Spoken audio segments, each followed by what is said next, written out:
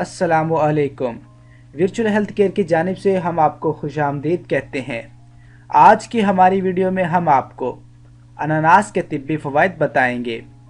अनानास के फ़वाइद जानने के लिए हमारी पूरी वीडियो लाजमी देखें, और अगर आप हमारे चैनल पर नए हैं तो हमारे चैनल को जल्दी से सब्सक्राइब करें और साथ लगे हुए बेल के बटन पर क्लिक करें ताकि हमारी हर नई वीडियो आपको बआसानी मिल जाए। अनानास कुदरत का एक खूबसूरत फल है जो बरसात के मौसम में उगता है।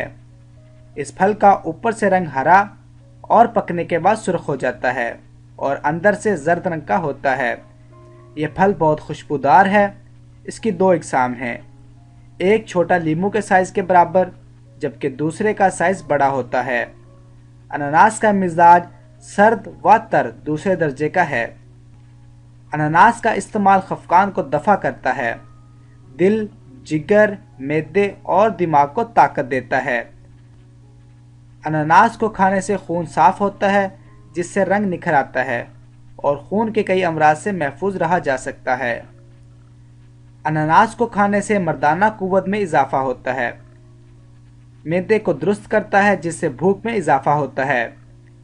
अनानास के रस में मिश्री अगर शामिल कर ली जाए और इसे पिया जाए तो इससे पेशाब के अमराज से निजात मिल जाती है।